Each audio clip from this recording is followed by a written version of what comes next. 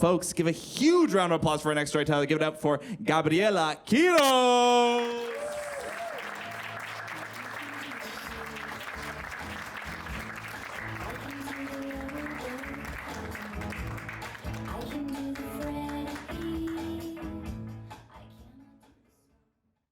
Hello, everybody. So, people always say, you are going to find true love one day. But you know why they tell you that? Because they see you sad and single. How many can relate? Yeah. Don't raise your hand. I can see it in your faces. But my mom used to say, true love is when someone is willing to give their lives for you. Okay, well, that sounds cool. But not everyone is Leonardo DiCaprio in the Titanic. And to be honest, nowadays, they would totally push Rose off that door. But I grew up believing, maybe one day I will be able to experience that selfless love, and I just didn't know that would happen when I was in a foreign country, naked and about to die. I had traveled 500 miles, and I was at the end of a trail called the Camino de Santiago de Compostela in Spain. The trail starts in Saint John in France and goes all the way throughout across the north of Spain. And the last point in the trail, like the final destination, was Finisterre. Now, Finisterre is a beautiful town on the coast that means in Latin, the end of the world. Because hundreds of years ago, Europeans didn't know or didn't think the world went beyond that point. So before they discovered America, they arrived at the point and they said, this is it. So I was super excited to arrive there.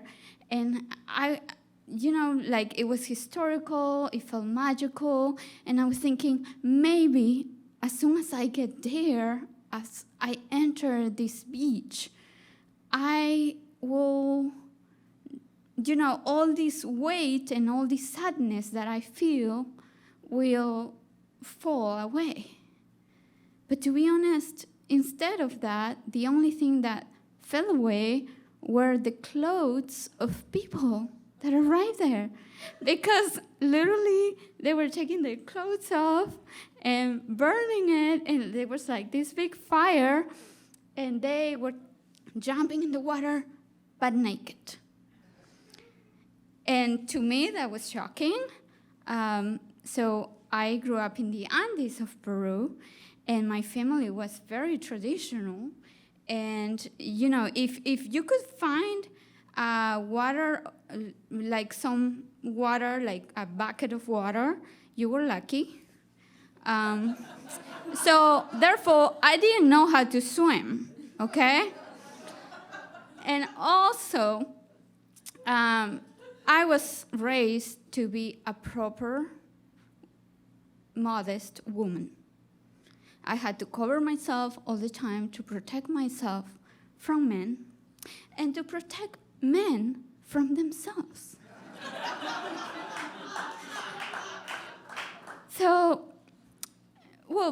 That was about to change, because now I'm in Spain and I'm seeing all these naked people having fun. And I'm thinking, I also want to be free. And that afternoon, I have a sign. I hear Rihanna's song from a storefront.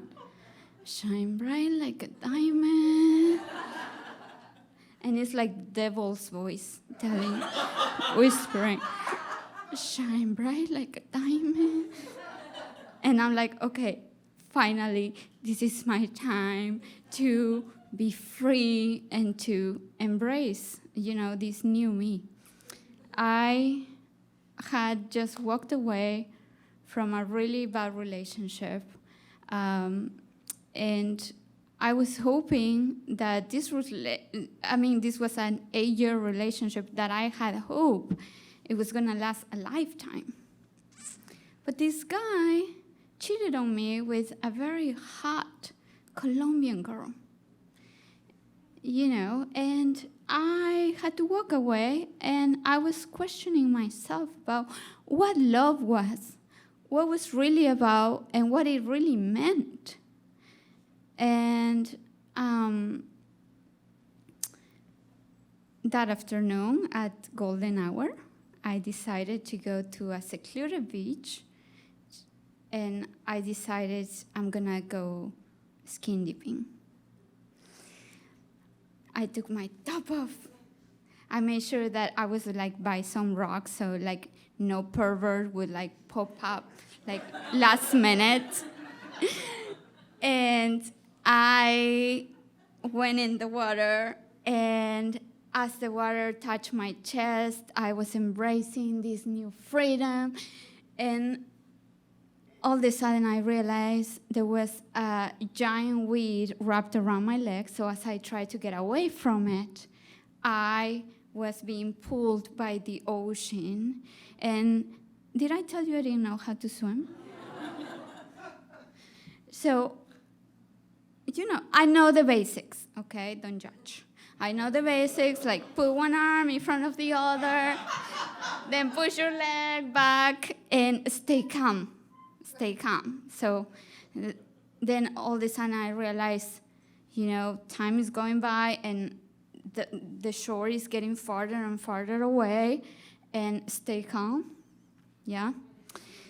And then I feel that my feet aren't touching the ground anymore, and there's waves slapping me, and I'm swallowing water, and then stay calm, my ass, I'm freaking out, socorro, I'm screaming for help in Spanish, obviously, because we're in Spain.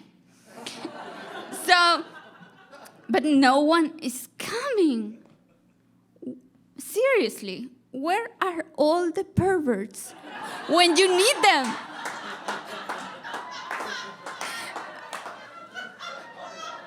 So I'm just here drowning by myself, and I'm thinking about my mother. I'm thinking about, I don't want to die because I don't want her to know that I was naked.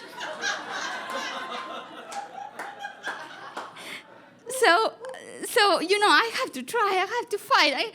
But then all of a sudden, I was exhausted. My throat was hurting. I was swallowing water, and I was sinking. And all of a sudden, a hand pulls me out of the water. And it was this handsome, tall, strong man.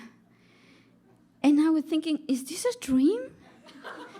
Is this the angel that is about to take my topless soul to the afterlife?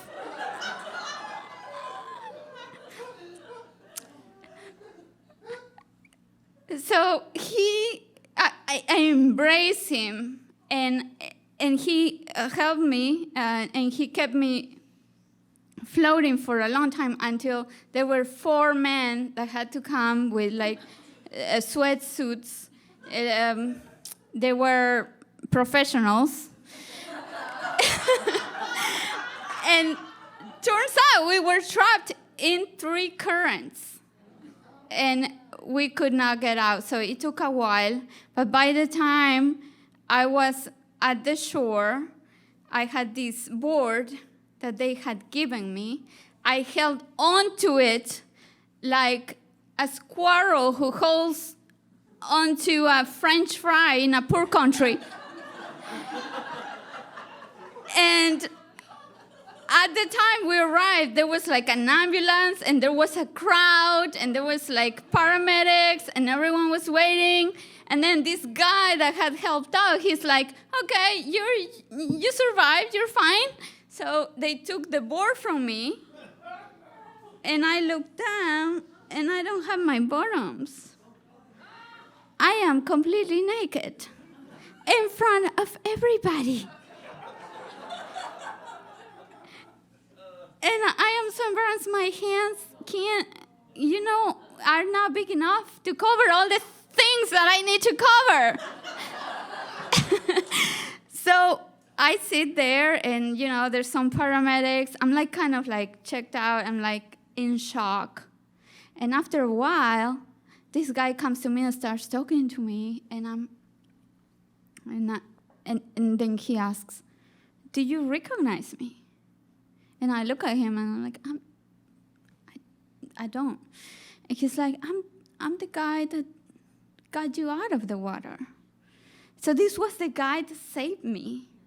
And he told me that he had gotten off work earlier that day. He had his own business. He had closed it for the day earlier than usual. And he had decided to go walk by the pier and up like there he like saw me like drowning, and without even giving it a second thought, he jumped. And I looked down at his legs and he had cuts all across his legs and he was bleeding. And I thought this guy had so much going on for him. He could have probably been like, I didn't see anything, walk away. I was very far away. I was Latina, whatever.